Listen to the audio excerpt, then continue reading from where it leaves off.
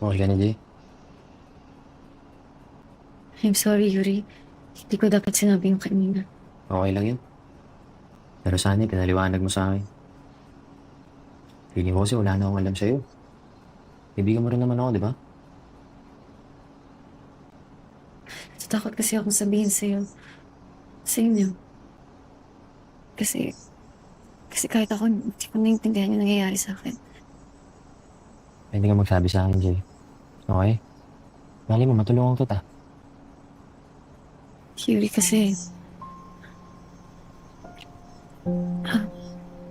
may mali sa akin.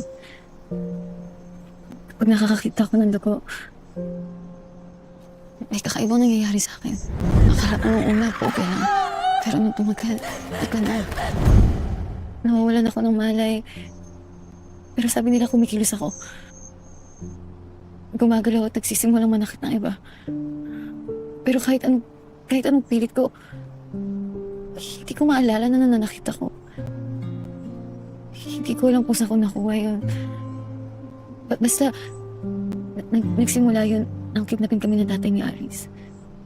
Nasundan nung mag-away kami ni Cyrus. Tapos yung huli yung Khairam. Sabi ni Kiefer, pinagtulungan niyo daw si Ram. Sinabi lang namin yan. Pero, alam ni Kuya Angelo at Aris ang nangyari.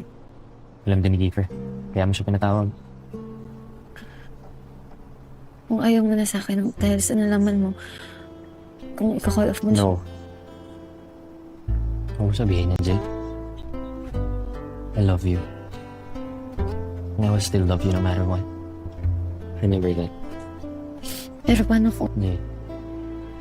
Huwag ka mag-overstep. Sosolusyonan din natin to.